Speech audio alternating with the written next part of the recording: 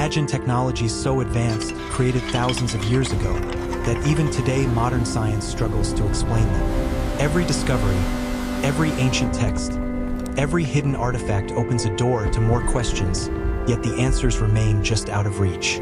This is not just history, it is a living mystery still unfolding before us. If you want to uncover the hidden secrets of ancient civilizations and the incredible technologies they left behind, stay with us. Don't forget to like this video and subscribe to the channel, because in the next few minutes, we'll take you into mysteries where time itself seems to stand still.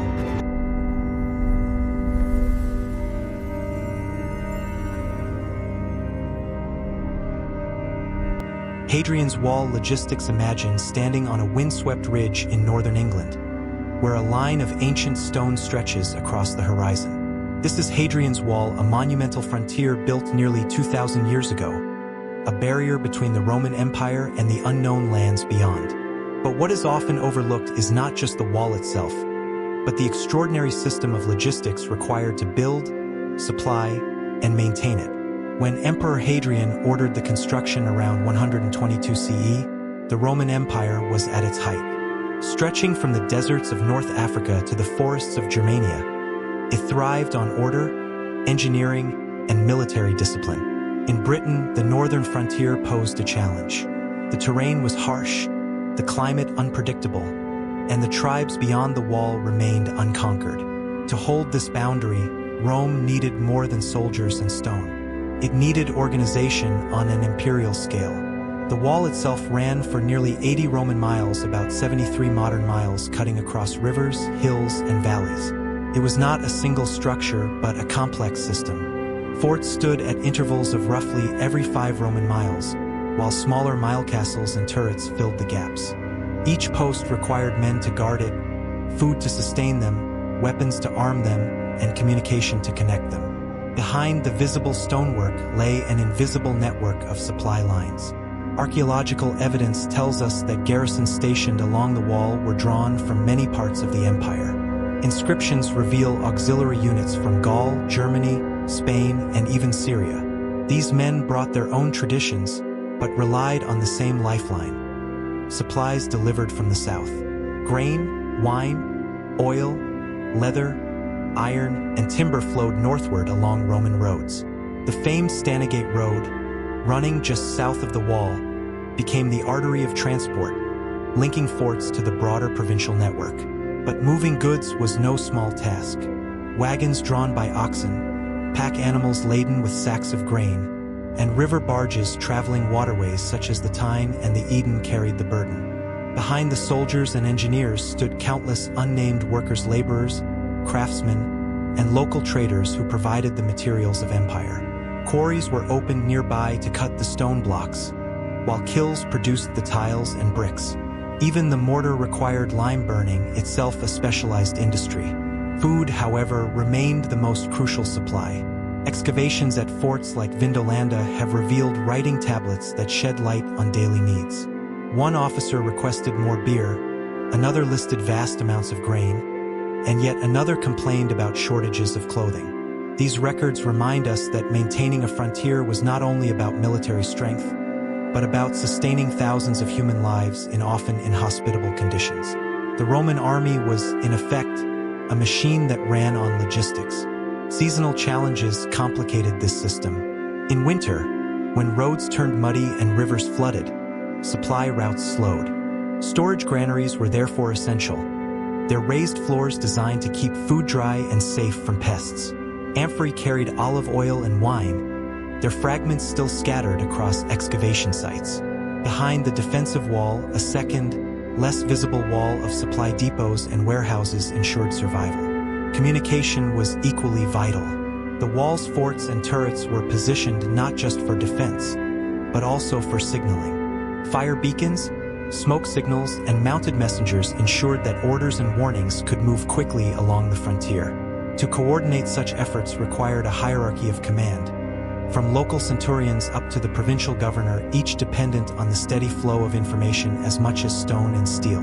Even the very act of building the wall was a logistical feat. Tens of thousands of soldiers labored in organized teams, cutting stone, raising timber palisades, and laying foundations. Some stretches were built of turf, others of stone, depending on local resources. That flexibility itself reflected Rome's genius for logistics, adapting plans to match the environment, yet keeping the whole unified. Today, the ruins of Hadrian's Wall may seem silent, but beneath the scattered stones lies the memory of an empire's supply chain. Each fort, each granary, each tablet scribbled with requests speaks of a world where logistics held the line as firmly as swords. And yet, questions remain. How often did supplies fail to arrive? What happened when local resistance cut off convoys, or when harsh winters threatened starvation? Archaeology gives us fragments, but never the full picture. Perhaps the greatest mystery of Hadrian's Wall is not just why it was built, but how day after day, year after year, the Romans kept it alive. Temple of Artemis column raising in the heart of the ancient city of Ephesus stood one of the greatest wonders of the ancient world, the Temple of Artemis. This monumental sanctuary, dedicated to the goddess of the hunt, fertility, and nature, was not only a place of worship, but also a marvel of human engineering. Among its most enduring mysteries lies a single question. How were the colossal marble columns, each weighing many tons, lifted and set into place more than 2,000 years ago?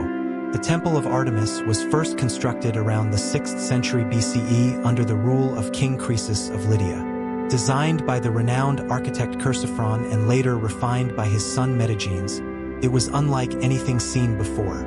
Covering an area larger than a modern football field, its foundation supported over 100 massive columns, each standing nearly 60 feet tall. Built entirely of marble, the temple shimmered in the Mediterranean sun, a vision of divine grandeur. Yet behind its beauty lies a puzzle that has fascinated archaeologists for centuries. The quarry from which the marble was cut lay several miles away from the construction site. Each stone block, some weighing as much as 15 tons, had to be transported across rough terrain. Historical accounts suggest that the builders devised ingenious systems using wooden rollers, oxen, and perhaps even lubricated sledges dragged over prepared tracks. But the challenge did not end with transportation. Once the blocks arrived, the greater test began, raising the immense columns to their full height. Unlike smaller structures, where manpower and scaffolding could suffice, the columns of Artemis presented a near-impossible task. Ancient writers such as Pliny the Elder hint at remarkable techniques. He describes how builders might have used ramps made of packed earth, slowly rolling drums of marble into position before stacking them vertically. Others suggest that cranes powered by human or animal force could have been employed, a technology already known to Greek engineers. Yet the scale of the Artemis project dwarfed most other construction of its time, raising doubts about whether such cranes were capable of handling the task. One intriguing theory proposes that the columns were not lifted in the way we might imagine today. Instead of hoisting them from the ground, builders may have assembled them piece by piece, starting with the base and carefully adding each cylindrical drum. A column 60 feet high could be formed from multiple stacked segments, each joined with precision by an iron dowel and lead casing to secure stability. The sheer craftsmanship required for this method reveals a mastery of balance and geometry, suggesting that the architects of Ephesus possessed knowledge far ahead of their time. Yet the puzzle deepens. Archaeological remains indicate that some columns featured carved reliefs, delicate figures etched directly into the stone. These would have required careful handling during placement. A single miscalculation could shatter months of labor. The precision with which these decorated shafts were raised hints at a complex system of pulleys, counterweights, and perhaps scaffolding extending higher than the temple itself. The temple would not remain unscathed by history. In 356 BCE, it was famously set ablaze by Herostratus, seeking notoriety through destruction. Later reconstructions restored its glory, but the mystery of its original construction continued to echo across the centuries. Roman writers praised its splendor, travelers marveled at its scale, and even in ruins, the temple left an impression of human ambition pressed against the limits of physics. Modern engineers, attempting to reconstruct the methods, find themselves awed by the ingenuity required. Could simple wooden cranes really manage such feats? Could ramps of earth and stone truly support the movement of thousands of tons of marble? Or did the builders employ techniques that have since vanished from recorded memory, methods passed down through oral tradition and lost to time? Today, only fragments of the temple remain. A solitary column rising out of the ground in modern-day Turkey, surrounded by scattered blocks of marble and quiet fields. Yet even in ruin, the question persists. Each surviving stone seems to whisper of forgotten knowledge, of human determination to reach beyond ordinary limits, and of mysteries that still resist clear answers. The Temple of Artemis stands, if only in memory, as both an architectural triumph and an enigma. How did ancient builders raise those columns toward the sky? The evidence offers glimpses, but no certainty. And perhaps that is why this wonder endures not only for its beauty, but for the silence it keeps, a silence that invites us to look closer and wonder what else the ancients knew that we have yet to rediscover. Hawara Labyrinth accounts beneath the shifting sands of Egypt lies a mystery that has fascinated explorers, historians, and archaeologists for centuries. Known in ancient writings as the Hawara Labyrinth, this legendary structure was said to be one of the greatest architectural achievements of the ancient world. Yet today, its very existence remains uncertain, caught between fragments of ruins, scattered reports, and enduring myths. The story of the labyrinth begins with accounts from classical writers. Herodotus, often called the father of history, visited Egypt in the 5th century BCE and described the labyrinth in vivid terms. He claimed it surpassed even the pyramids in scale and wonder. According to him, it contained 12 vast courts, roof chambers, and passageways so intricate that a visitor risked becoming lost within its halls.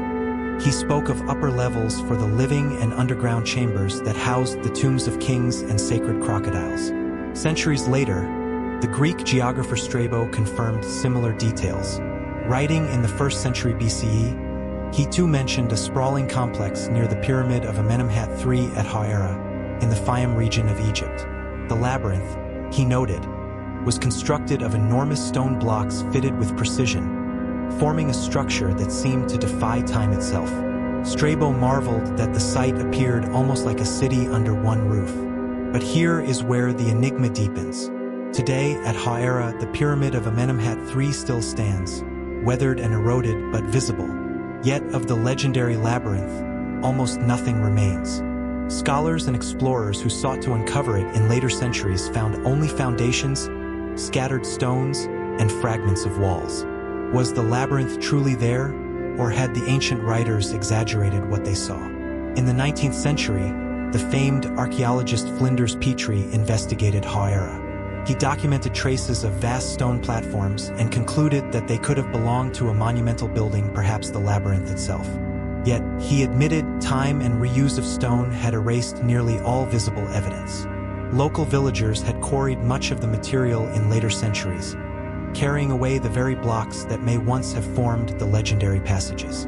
Despite the lack of standing walls, many researchers believe the labyrinth was indeed real.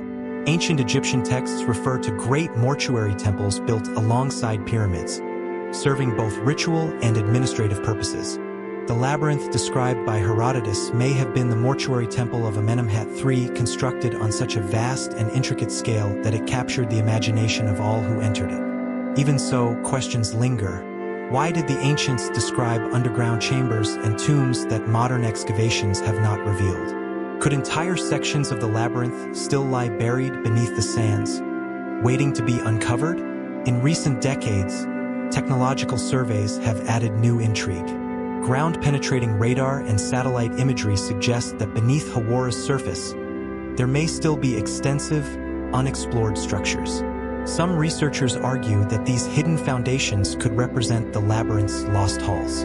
If true, then what remains may not be gone, but only concealed, protected by layers of earth and history. The labyrinth of Hawara also raises a broader question about the relationship between myth and memory. Did Herodotus and Strabo record what they truly saw, or were their words influenced by stories passed along by guides and priests, eager to impress foreign visitors?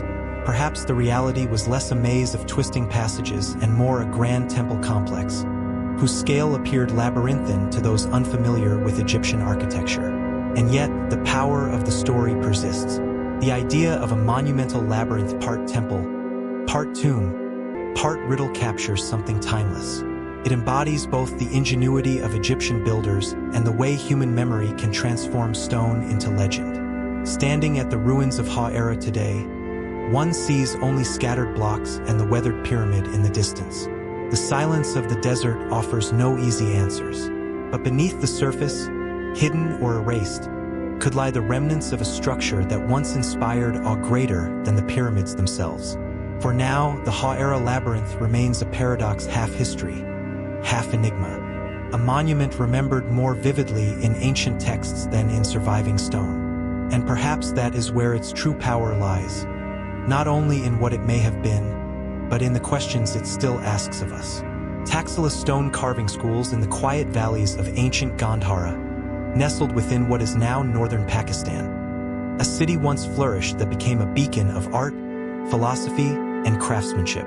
This was Taxila, a place not only known for its great centers of learning, but also for a tradition of stone carving that shaped the identity of an entire civilization. Walking through the ruins today, one finds fragments of sculptures, reliefs, and architectural ornaments that whisper of a time when chisels rang out against stone, transforming raw blocks into images of profound beauty and meaning. These remnants hint at an organized network of schools, specialized workshops where generations of artisans honed their skills. But how much do we truly know about these stone carving schools of Taxila? Archaeologists trace the roots of this tradition back to the early centuries before the Common Era, when Taxila stood at the crossroads of civilizations. Here, Indian, Persian, Greek, and Central Asian cultures converged, carried by merchants and pilgrims along the Silk Road. The result was a unique artistic language, one most famously known as the Gandhara style.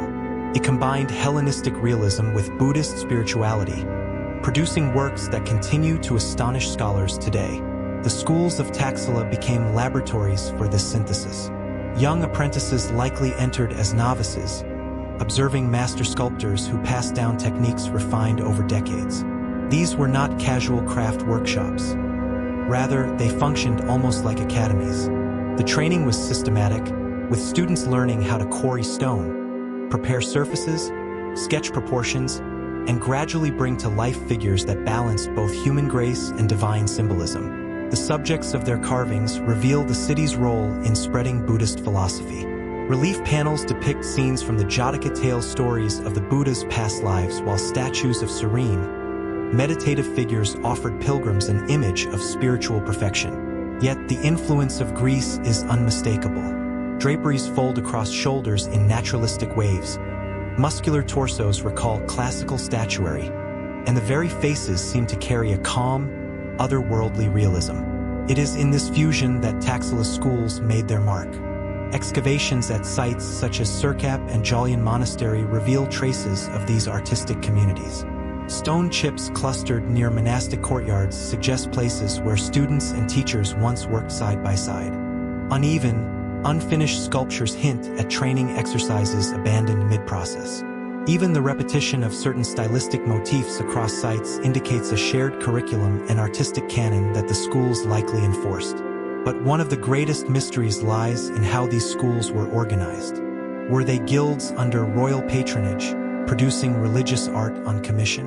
Or were they attached to monasteries, where carving became both devotion and livelihood? Some scholars argue that itinerant artisans may have carried techniques from one site to another, ensuring a remarkable consistency in style across the Gandhara region. Others believe that Taxila, as a cosmopolitan hub, maintained permanent workshops that attracted students from far beyond its borders. Whatever their structure, the quality of their output speaks volumes. From delicate friezes to towering Buddhas, Taxila's sculptors achieved a mastery of proportion and expression rarely matched in antiquity. These works were not merely decorative. They served as instruments of teaching, guiding pilgrims through complex spiritual narratives in a visual language anyone could understand. As centuries passed, political upheavals and invasions left their mark.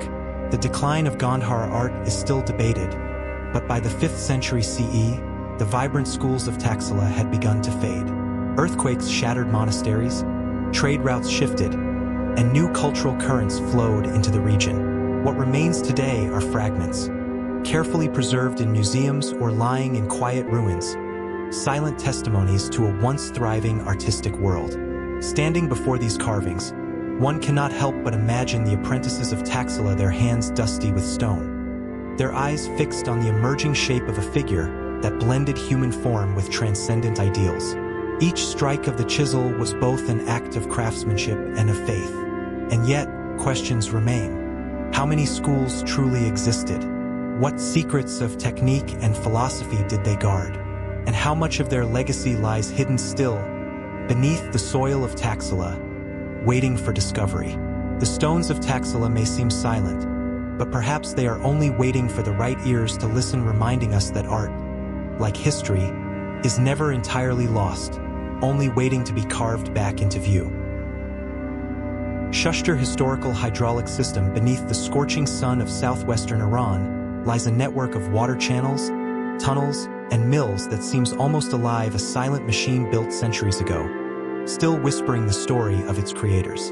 This is the Shushtar Historical Hydraulic System, a UNESCO World Heritage Site often described as one of the most remarkable feats of ancient engineering in the world. At first glance, it appears to be a collection of stone walls, waterfalls, and old mills carved into the land. But once you look closer, a picture emerges: a carefully designed hydraulic city, one that harnessed the raw force of rivers to sustain an entire civilization. The roots of Shushtar's hydraulic system stretch back nearly 2,000 years, into the time of the Sasanian Empire. Historical sources suggest construction began under Shapur I in the 3rd century CE, though earlier influences from the Achaemenid period may also have played a role. What survives today is not a single structure, but an interconnected network. Canals carved from rock, tunnels stretching beneath the earth, and bridges that double as dams, all working in harmony to transform the flow of the Karun River. The crown jewel of this system is the Gargar Canal, an artificial waterway that diverts part of the Karun's waters directly into the city. The canal itself runs with precision, distributing water to residential areas, farmland, and a chain of watermills. These mills, powered by controlled waterfalls, ground grain for the population and fueled the city's economy. Even today, their stone channels and sluices show signs of wear from centuries of rushing water. One remarkable aspect of Shushtar's design is its dual purpose. It was not simply about irrigation or urban supply. It was also a defense mechanism. By controlling water levels, the system could flood or deny access to certain areas, acting as a natural barrier against invaders. In a region where water meant survival, mastery over its movement was both power and protection. Travelers and historians through the centuries marveled at what they saw here. The famed Arab geographer Al-Muqaddasi in the 10th century described Shushtar as a city surrounded by water, as if it were an island, noting its beauty and prosperity. For those who visited, the roar of cascading water and the sight of human-made waterfalls cutting through the desert landscape must have felt otherworldly. Yet the mystery of Shushtar is not only in its visible grandeur. It lies in the hidden details, the underground tunnels whose full extent has never been completely mapped, the precise engineering techniques that remain difficult to replicate even with modern tools, and the question of how such a complex system was maintained for centuries. Archaeologists continue to study the site, piecing together clues. The system shows a blend of influences: Mesopotamian water management, Persian stonework, and Roman-style bridges. Could it be that Shushtar was not the product of a single empire, but rather a fusion of knowledge collected from different cultures, refined over generations? Another enigma lies in its endurance. While many ancient hydraulic systems collapsed with time, Shushtar's network remained active for over a millennium, serving local communities well into the modern era. Some parts are still functional today, carrying water just as they did centuries ago. How did its builders ensure such longevity when so many other works of antiquity have crumbled into dust? Standing among the ruins, one can hear the constant rush of water, echoing through stone channels carved by hands long gone. The mills no longer grind, but the sound alone tells of a society that understood the power of nature and mastered it. The Schuster historical hydraulic system is often called a man-made wonder, yet in its quiet persistence, it feels almost like part of the natural landscape itself. It reminds us that technology is not just about machines or steel, but about harmony, the delicate balance between human ambition and the forces of the earth.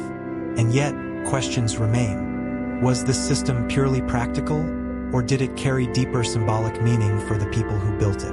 Were the waterfalls designed only to power mills, or also to awe the eye and ear, leaving a mark of prestige and permanence? Perhaps the true secret of Schuster lies not in its stones or its channels, but in the unseen hands of its engineers, the knowledge, now half forgotten, that allowed them to carve rivers into obedience. As the water continues its endless journey through the desert, the mystery endures.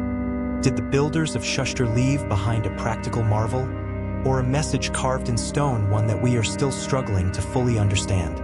Newport ship construction methods beneath the soil of a bustling Welsh city. The remains of an extraordinary vessel were discovered, a ship so vast and well-crafted that it continues to puzzle historians and archaeologists alike. Known today as the Newport ship, this medieval construction holds secrets about the ingenuity of shipbuilders from over 5 centuries ago.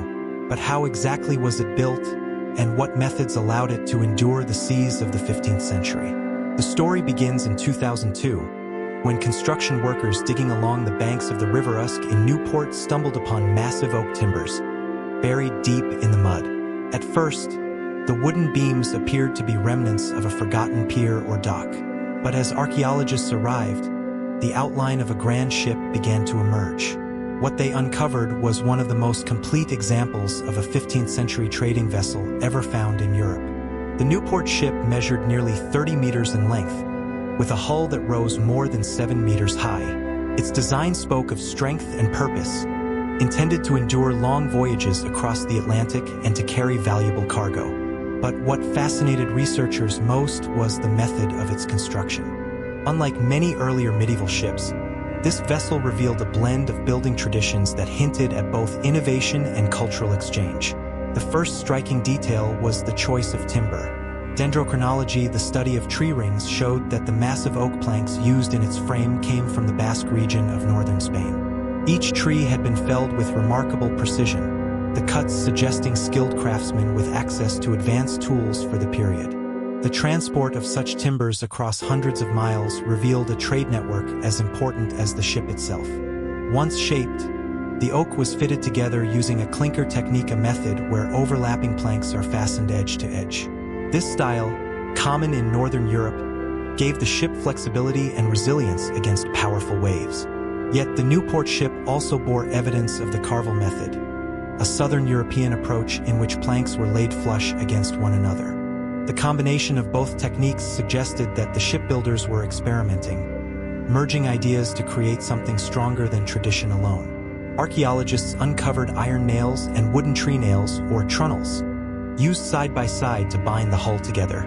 Layers of tar and pitch once coated the seams, sealing them from water. Traces of hemp and moss were found pressed into the joints, an ancient caulking technique that had changed little over centuries. These details spoke not only to durability but also to the shipwright's understanding of materials, how organic fibers and tar could transform vulnerable wood into a seaworthy shield. The keel, the backbone of the vessel, was another marvel. Hewn from a single length of oak, it bore evidence of careful shaping that balanced strength with flexibility. Archaeologists believe it allowed the ship to carry heavy cargo without losing stability in rough waters. And within its structure, researchers noted carefully crafted joints that absorbed the stresses of long journeys, proof of an engineering sophistication rarely attributed to the medieval era. Even more intriguing were the ship's modifications. Evidence suggested that it had been repaired and reinforced multiple times during its life. Some planks were replacements, cut and fitted at different periods, showing that this was not a static creation but a vessel adapted to meet the demands of its voyages. Yet despite the wealth of information uncovered, much remains uncertain. Was the Newport ship primarily a merchant vessel, trading goods like wine, wool, and iron between Iberia and Britain? Or did it serve a broader role, perhaps transporting armies, royal envoys, or even treasures hidden within its hold? The exact purpose of its construction is still debated. Today, After years of conservation, the timbers of the Newport ship are being preserved in specialized facilities, awaiting reassembly. When reconstructed, it will stand as one of the most complete medieval ships ever studied, a silent testimony to the innovation of 15th century shipwrights. And yet, one question lingers. How many other ships like it once sailed the waters of Europe, their secrets lost to time and tide? Ring of Brodger masonry in the far northern reaches of Scotland. On the windswept archipelago of Orkney, a circle of ancient stones rises from the earth. Silent, weathered, and immense, they stand against the backdrop of rolling hills and dark lochs, as if guarding secrets older than recorded history. This is the Ring of Brodger, one of the largest stone circles in the world, and a monument whose true purpose remains shrouded in mystery. The Ring of Brodger is not merely a collection of stones. It is a precise arrangement, a work of human effort carved into the landscape nearly 5,000 years ago. Stretching across a diameter of over 100 meters, the circle was originally composed of 60 megaliths. Today, only 27 remain upright, yet even in their incomplete state, they command awe. Each stone, some towering up to 4 meters, was hauled into place with tools no more advanced than ropes, wooden sledges, and sheer determination. To walk among them is to step into a space designed with intent, a space that feels both sacred and timeless. Archaeologists believe the ring was part of a larger ceremonial complex, a center for ritual and gathering in Neolithic Orkney. The site forms part of what is now called the Heart of Neolithic Orkney, a UNESCO World Heritage Site, alongside monuments such as the stones of Stenness, Maeshowe, and Skara Brae. These are not isolated structures. Instead, they are interconnected, forming a web of stone, earth, and meaning that suggests a culture deeply invested in marking its relationship with the land, the sky, and the unseen. The craftsmanship of the ring raises questions. Unlike other stone circles in Britain, such as Stonehenge or Avebury, the Brodger stones are not set within towering earthworks. Instead, they rise from a carefully quarried ditch, cut directly into solid bedrock. This ditch, encircling the monument, is over 3 meters deep and 9 meters wide, a feat of engineering that required thousands of hours of labor. Who carved it, and why was it so important to enclose the circle in this way? Equally compelling is the choice of location. The Ring of Brodger sits on a narrow strip of land between two bodies of water, the Loch of Harry and the Loch of Stenness. Surrounded on almost all sides by water, the monument seems to inhabit a liminal space, balanced between elements, as though placed to connect earth and sky, land and sea. Some researchers suggest that its builders deliberately aligned the circle with celestial movements. Certain stones appear to correspond with solstices and lunar cycles, hinting that the site may have functioned as a vast astronomical observatory, or perhaps as a ritual calendar woven into stone. Yet beyond the alignments, beyond the archaeology, lies the enduring mystery of meaning. What ceremonies were performed here? Did the stones witness celebrations of life, rituals of death, or appeals to distant gods? Traces of ancient fires have been found near the site, along with fragments of pottery and tools, suggesting communal gatherings. But no definitive evidence reveals the exact nature of these rituals. The silence of the stones refuses to yield easy answers. The passage of time has not diminished the circle's power. For centuries, local legends have surrounded the Ring of Brodger. Folklore tells of giants who attempted to dance all night in a circle, only to be turned to stone by the rising sun. Others believe the stones possess an otherworldly energy, a force that hums beneath the surface of the earth, drawing people back again and again. Even today, visitors often speak of a profound stillness when standing among them, as though they are part of something far greater than themselves. What is certain is that the Ring of Brodger represents a moment in human history when people sought permanence in a world defined by change. Long before written words, they inscribed their vision into the land itself. Every stone hauled, every trench carved, was a declaration, a statement that meaning could be shaped, anchored, and remembered in the face of time. And yet, as the winds sweep across Orkney and the lochs reflect the shifting skies, the ring remains enigmatic. Was it an observatory, a temple, a gathering place, or something beyond all of these? The truth may be forever lost, resting with the builders who left no written record of their intentions. The stones endure, timeless and mute, inviting each visitor to ask the same question. What did those who first raised them hope to touch, or to remember? Dolmen of Menga capstone placement beneath the rolling hills of southern Spain. In the ancient city of Antequera lies a structure that continues to puzzle historians, archaeologists, and engineers alike. Known as the Dolmen of Menga, this megalithic monument stands as one of the most remarkable prehistoric constructions in Europe. But among its many mysteries, one detail rises above all others: the placement of its colossal capstone. How, thousands of years ago, did prehistoric builders manage to move and lift such immense stones with no machinery, no iron tools, and seemingly no means at all? The Dolmen of Menga was built sometime between 3750 and 3650 BCE, making it older than both Stonehenge and the Great Pyramids of Giza. At first glance, it resembles a long stone corridor leading into an underground chamber.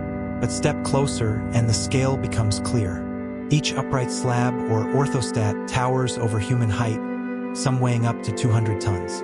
Above them, the capstone's massive horizontal stones form the roof of the chamber. The largest of these, astonishingly, weighs an estimated 180 tons. To place it precisely on top of the vertical stones required not only strength but a deep understanding of geometry, leverage, and perhaps even astronomy. The builders of Menga left no written record, no inscriptions explaining their methods. What remains is the stone itself, silent yet commanding. Archaeologists suggest that wooden rollers, levers, and earthen ramps may have been used to move the capstones into place. Yet, when one considers the sheer size of the stones, even these explanations feel incomplete. To shift a single slab would have required hundreds of people working in perfect coordination, a feat of social organization as impressive as the engineering itself. Unlike other dolmens of Europe, the Dolmen of Menga also hides a peculiar alignment.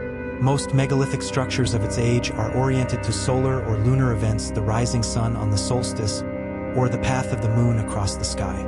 But Menga does something different. Its passage points directly to La Peña de los Enamorados, a nearby mountain whose distinctive outline resembles a human face gazing upward. Some researchers believe this orientation was intentional, suggesting the builders linked the monument to sacred geography, tying stone to landscape in a way both symbolic and spiritual. Inside the chamber, archaeologists discovered deep wells carved into the rock floor. One descends more than 19 meters into the earth. The purpose of these wells remains debated. Were they functional water sources or symbolic connections to the underworld? Perhaps they were ritual features, blending the practical with the sacred. Whatever their meaning, they add another layer of enigma to an already mysterious construction. The capstone itself, however, remains the most confounding element. How was it raised? Some propose that earthen ramps were built up around the structure, allowing stones to be dragged and rolled into place before the soil was removed. Others argue that log scaffolding or primitive cranes may have been used, though evidence for such tools is limited.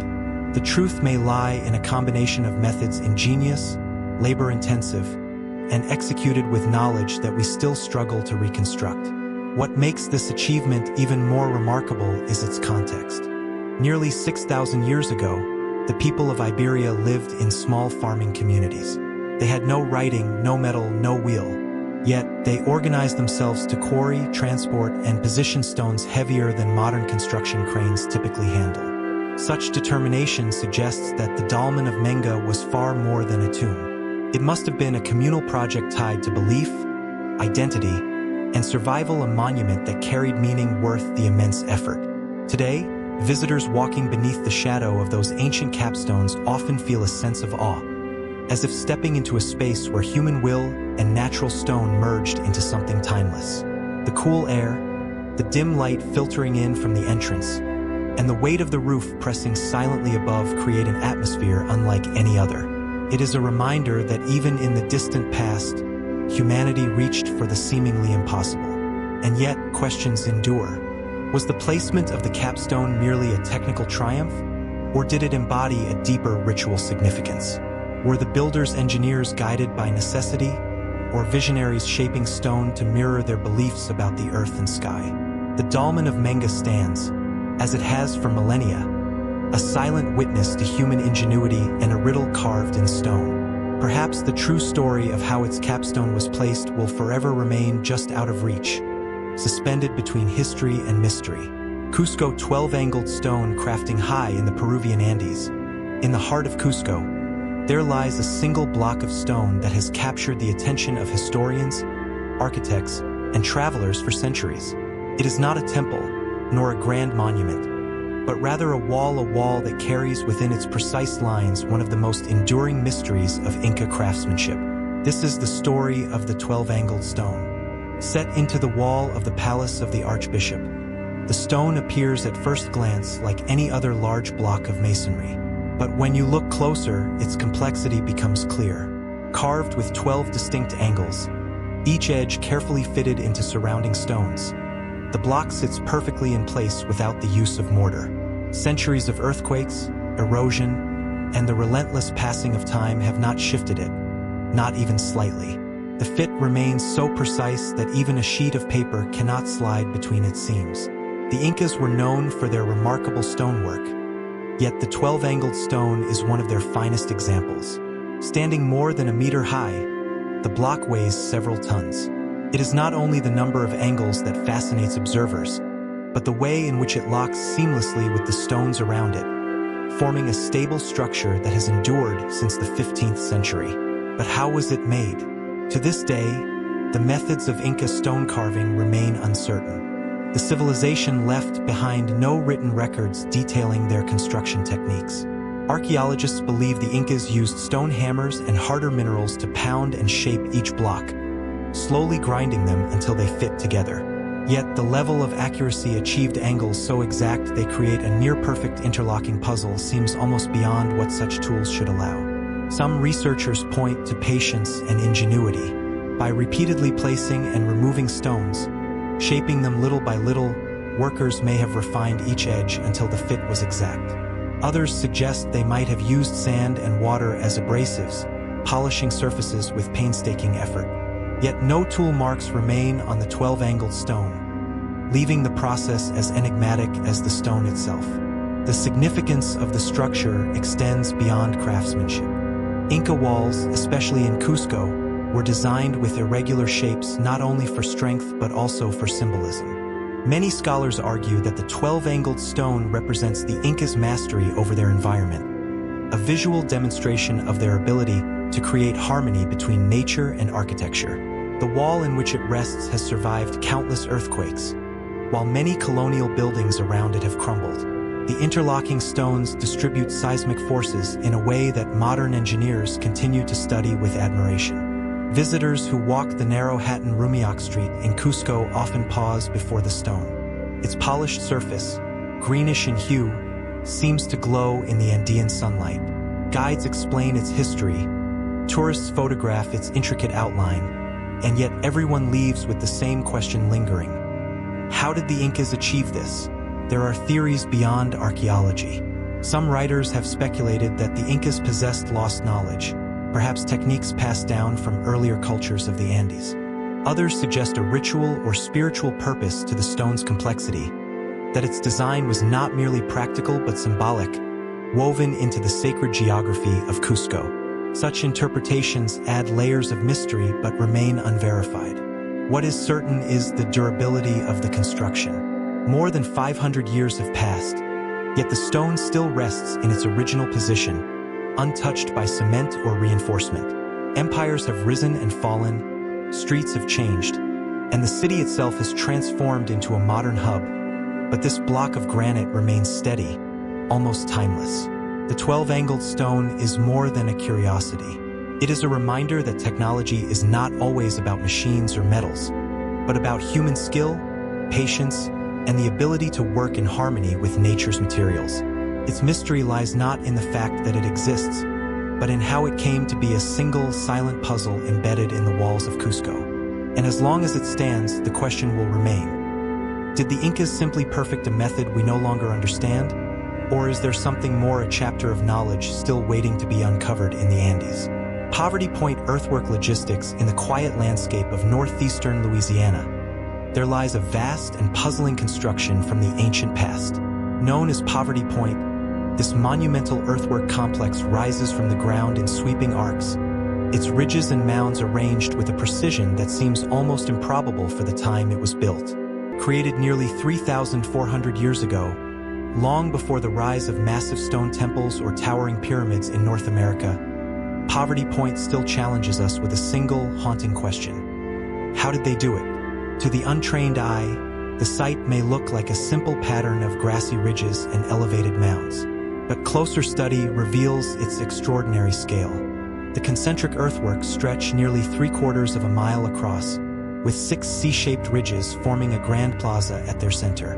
Beyond them, massive mounds, including the towering mound, dominate the horizon. Constructed by hand, with baskets of dirt carried one after another, these structures required moving millions of cubic feet of earth. Yet the builders had no metal tools, no draft animals, and no wheeled carts. The sheer logistics of Poverty Point remain one of archaeology's most enduring enigmas. Archaeologists estimate that Mound A alone demanded more than 15 million basket loads of soil, each weighing roughly 50 pounds. If a small group worked tirelessly, such a task would seem impossible. Yet evidence suggests that the earthwork was completed in an astonishingly short time, perhaps within a single season. This raises an even deeper question. What kind of social organization or communal effort could coordinate such labor on this scale? The people of Poverty Point left no written records. Their voices are silent, preserved only in fragments of stone tools, decorative artifacts, and traces of their settlements. They were hunter-gatherers, not farmers, living from wild plants, fish, and game. And yet, their society produced one of the largest and most sophisticated earthworks in North America. To understand how, researchers look for clues in every corner of the site. Stone tools scattered across the ridges suggest that the builders organized their lives around work and community gatherings. Artifacts such as carved figurines and polished beads hint at ceremonial or ritualistic purposes. Exotic materials like copper, soapstone, and jasper, traced back to distant regions, prove that the people of Poverty Point maintained vast trade networks, stretching hundreds of miles. Such connections imply not only resourcefulness but also the ability to mobilize people from far and wide. Was Poverty Point a gathering place where communities came together for seasonal rituals? Or was it a permanent settlement whose people achieved the unimaginable through unity and determination? The logistics puzzle extends beyond construction. Feeding and sustaining such a workforce would have been no less daunting. Without domesticated crops or herds, the builders had to rely on hunting, fishing, and foraging. Scholars speculate that food surpluses may have been carefully stored and distributed, or that seasonal gatherings brought temporary waves of workers who combined celebration with construction. Whatever the case, the organization required suggests a level of planning and cooperation rarely attributed to hunter-gatherer societies. Even more mysterious is the purpose of the site. Was Poverty Point a ceremonial center, a place of trade, or perhaps both? The Great Plaza between the ridges could have hosted massive gatherings, performances, or rituals. The mounds, some shaped with geometric precision, may have served as platforms for structures, symbols of cosmic order, or markers aligned with celestial events. The intentional design of the site suggests meaning far beyond practicality, embedding symbolism within the very earth itself. Despite decades of study, many questions remain unanswered. We can measure the ridges, trace the soil, and catalog the artifacts, but the lived reality of Poverty Point's builders remains just out of reach. How did people without the technologies we consider essential move Earth with such speed and precision? What motivated them to create a place of such scale and mystery? Standing at the site today, the wind brushing across the ridges and the silence of the mounds carries the weight of that mystery. Poverty Point is not merely an ancient construction, it is a reminder of human ingenuity, of collective effort, and of mysteries that resist easy explanation. Perhaps the answers lie buried still, within the earth itself. Or perhaps Poverty Point will forever stand as a question written in soil, inviting us to wonder at what humans can achieve when united by purpose, belief, and vision. Earthwork Woodhenge posts setting in the quiet fields of southern England, not far from the iconic stone circle of Stonehenge, lies the trace of another monument, one that almost vanished into the earth. Known as the Woodhenge post setting, it is a site where the past is remembered not by towering stones, but by shadows of timber long gone. Its mystery lies in what was built here, why it was built, and what rituals might have once echoed between the posts. When the site was first discovered in the early 20th century, it appeared unremarkable at a glance. A plowed field, flattened and ordinary, but beneath the surface, careful excavation revealed dark stains in the chalk soil marks where giant timber posts had once stood. Arranged in 6 concentric rings, these post holes formed a pattern that stretched nearly the size of a modern football field. Each stain told a story of something massive, carefully planned, and now lost to time. Archaeologists believe that the Woodhenge monument dates back to around 2300 BC, built during the same broad period as Stonehenge. Yet instead of stone, the builders chose wood. Some of the posts may have risen as tall as 4 meters, their bulk dominating the landscape. Today, concrete markers stand in their place, small reminders of what once reached into the air like a forest planted by human hands. The arrangement is precise, circular, and deliberate. Its orientation suggests astronomical alignments, much like those of Stonehenge. The entrance of the circle, facing toward the northeast, aligns with the midsummer sunrise. To those who built it, such alignments may have carried deep spiritual meaning, connecting their lives and ceremonies with the turning of the heavens. But the mystery of Woodhenge deepens. Unlike stone, wood decays. These posts, however massive, would not have lasted more than a few generations before rotting away. This impermanence raises questions. Was the monument meant to endure for centuries, or was it built for a brief and powerful purpose? Was it a place for the living, vibrant, and changing, as some researchers suggest? In contrast, Stonehenge, permanent and unyielding, has often been interpreted as a monument for the dead. Together, they may have formed 2 parts of a spiritual landscape: wood for life, stone for eternity. Evidence of human burials adds another layer. In the 1920s, excavators found the remains of a child within the rings of Woodhenge, suggesting that rituals here may have been linked to death, sacrifice, or remembrance. Whether this was a rare occurrence or part of a larger ceremonial practice remains unclear. To this day, scholars debate whether the site was primarily religious, social, or astronomical in its function. Modern surveys and aerial photography have revealed even more. The surrounding land is dense with traces of ancient activity: ditches, enclosures, and paths that suggest Woodhenge was part of a greater ceremonial landscape. Together with Stonehenge and the nearby Donnington Walls settlement, it paints the picture of a society deeply engaged with cycles of life, death, and the cosmos.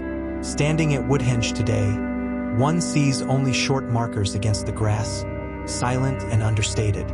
Yet if one imagines the towering timbers rising high, casting long shadows at sunrise, the site transforms. It becomes a theater of light, space, and ritual, built by people whose beliefs we can only begin to reconstruct. Still, the true purpose of Woodhenge remains elusive. Was it a place of celebration, a gathering ground where the living honored the cycles of nature? Was it a sacred site of passage, where rituals connected the living with the spirits of the dead? Or was it something altogether different, a monument whose meaning slipped away as the posts themselves dissolved into the soil? Like its more famous stone counterpart, Woodhenge refuses to yield all of its secrets. What survives is only the echo of design, the ghostly footprint of a structure built with precision and care, yet destined to fade. And so, the mystery endures.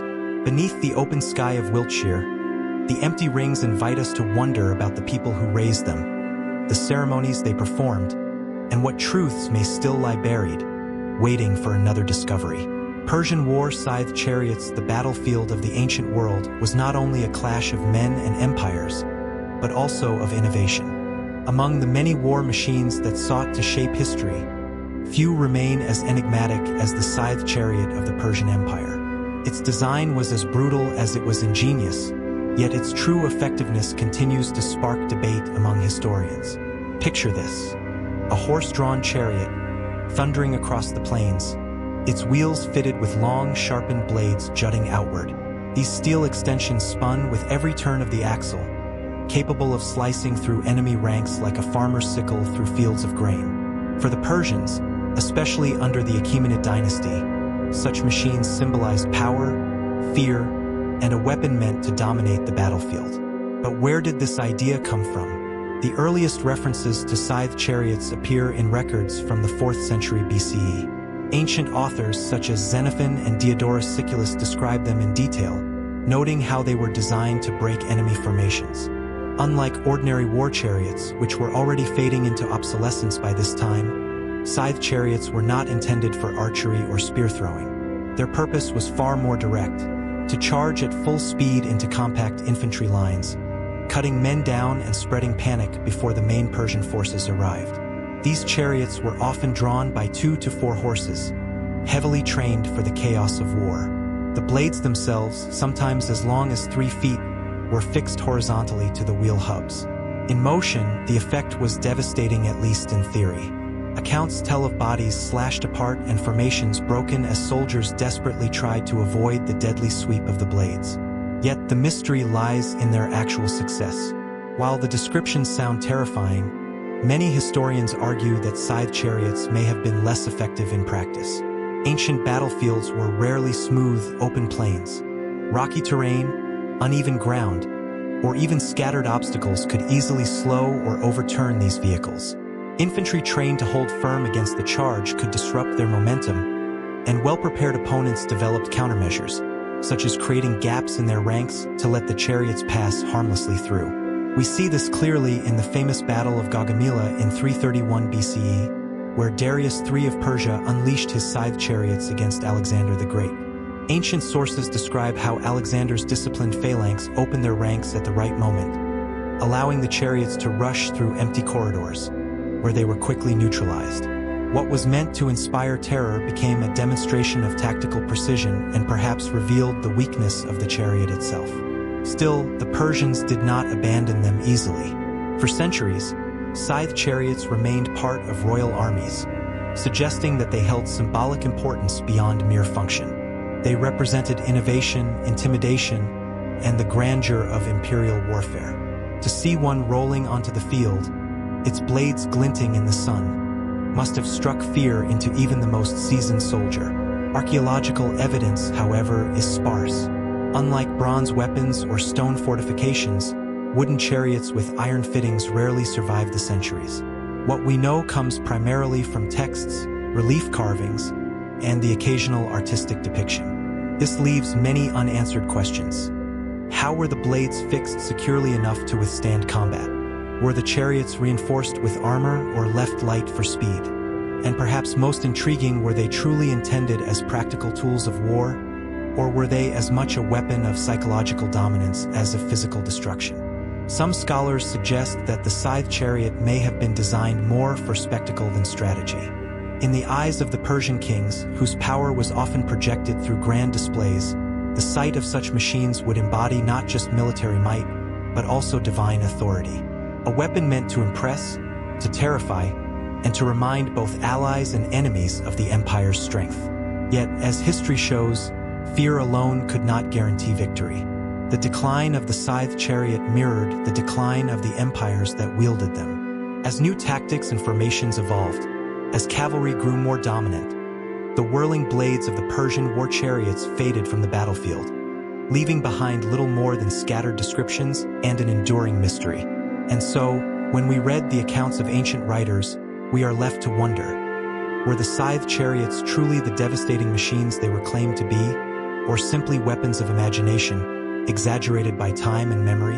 The answer remains hidden, like the fragments of iron and wood that once turned with the wheels of empire.